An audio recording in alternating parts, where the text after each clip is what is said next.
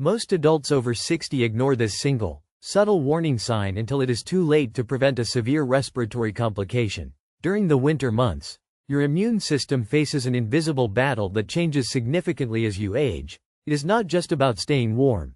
It is about how your body communicates with the environment when temperatures drop. Think of your immune system as a sophisticated security network. When you are younger, this network operates at high speed, identifying threats and neutralizing them before you even feel a sniffle. However, as we pass the age of 60, this network undergoes a process called immunosenescence. This is not a disease, but a biological transition. Your immune cells, which act as sentinels, begin to react more slowly to new viruses like influenza or the common cold. The most dangerous aspect of this shift is that by the time you experience a fever or a persistent cough, the virus has already established a stronghold in your system. We will explore how to reclaim that lost defense. But first, we must understand the mechanics of why your body reacts differently now than it did 20 years ago. The surprising reality is that the common cold is rarely the killer. It is the secondary chain reaction it triggers in a body that is already working hard to maintain balance. You might be doing everything right, yet still feel susceptible. The reason for this is often hidden in plain sight, related to how your body processes moisture and temperature regulation. Let us delve into the science behind this seasonal shift. When winter arrives, the air loses its humidity. Most people believe that the cold itself is the enemy, but the real culprit is dry air. As you inhale, your respiratory tract is lined with a thin layer of mucus. This is not just a nuisance. It is your first line of defense. It traps pathogens like viruses and bacteria, preventing them from entering your lungs. In dry, cold air, this protective layer thins out and loses its stickiness. Imagine a sticky trap that suddenly loses its adhesive quality. Viruses that would have been caught and expelled now find a direct path into your respiratory cells. For those over 60, this vulnerability is amplified. Your cells produce less mucus than they did in your younger years, leaving your nasal passages and throat more exposed. But there is a secondary mechanism at play here that few people discuss. The temperature of your nose itself affects your immune response. When the tip of your nose is cold, the immune cells in that area are less efficient at multiplying and attacking invaders. This is why keeping your core warm is only half the battle. You're fighting a war on two fronts: internal hydration and external temperature maintenance. The key is knowing which habits to change to restore your body's natural filtering capacity. We are about to look at the specific signs that your defenses are weakening before the symptoms even show. Recognizing the early warning signs of a compromised immune system is the difference between a minor inconvenience and a week spent in bed. Most seniors wait for the obvious signs: a runny nose, a cough, or a headache. By that point, the battle has already progressed. Instead, look for the pre-symptom indicators. Are you feeling slightly more fatigued than usual by mid-afternoon? Is your sleep quality suddenly erratic? These are often the first signals that your body is redirecting energy from your daily tasks to fuel your immune defense. Another subtle sign is a change in your inflammatory response. Perhaps your joints feel slightly stiffer in the morning, or you notice a lingering sensitivity in your sinuses without any actual congestion. These are your body's early attempts to wall off a potential viral intruder. When we ignore these signs, we push our systems to the limit. The goal is to act during this pre-symptomatic phase. We will discuss specific, actionable strategies to intervene.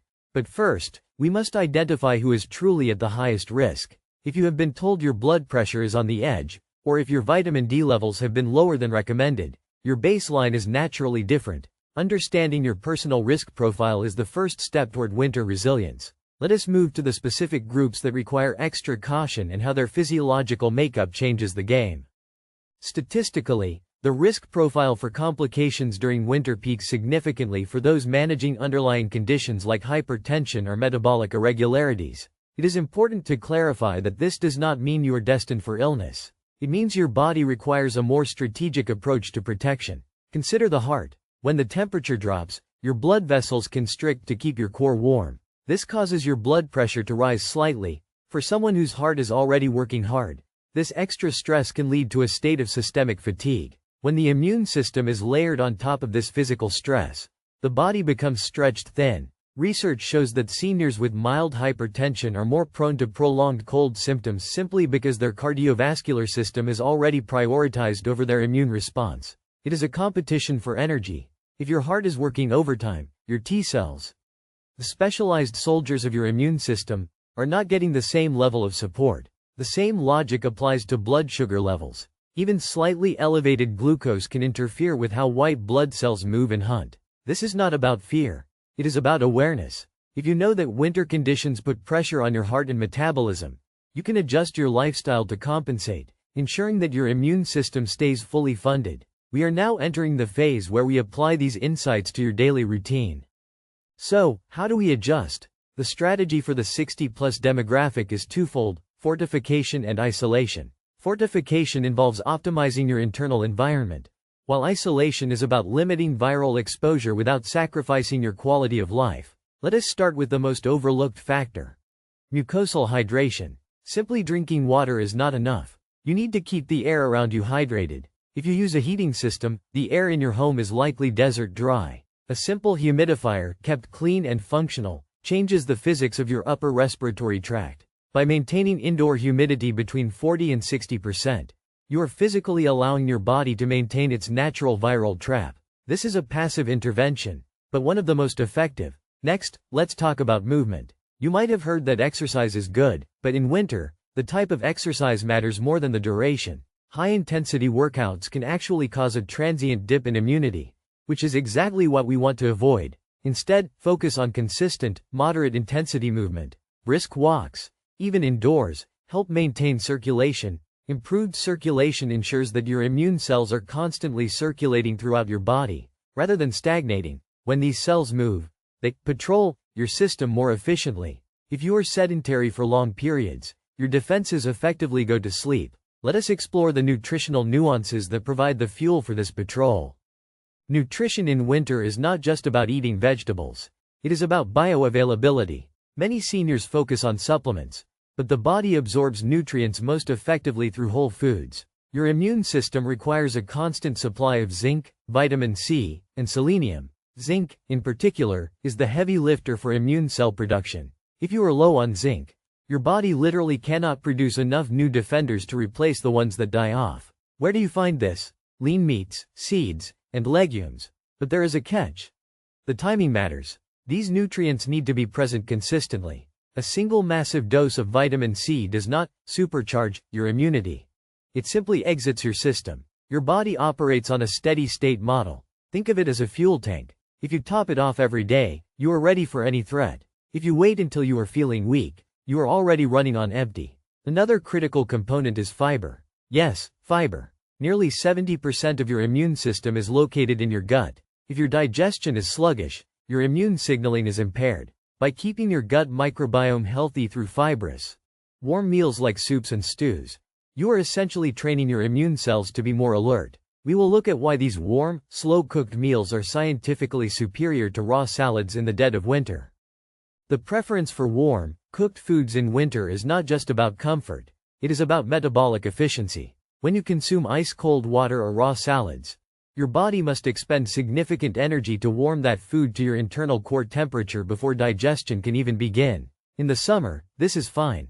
In the winter, you need to conserve that energy to fight off potential infections. By eating warm soups, roasted vegetables, and cooked proteins, you are pre-warming your fuel. This saves your body precious energy, which it can then redirect toward immune function. It is a subtle biological hack. Now, let's address the most common mistake: the blanket approach to clothing. Many seniors believe that more layers automatically equal better protection. However, if your layers prevent your skin from breathing or cause you to sweat, you are creating a recipe for disaster. When you sweat and the air is cold, the moisture on your skin cools you down rapidly as it evaporates. This is known as conductive cooling. It drains your heat faster than the cold air itself. The key is moisture-wicking base layers. You want to stay dry, not just warm. Dry skin and dry air are your best friends for health during the colder months. Let us shift our focus to the psychological aspect, as stress management is just as vital as physical nutrition.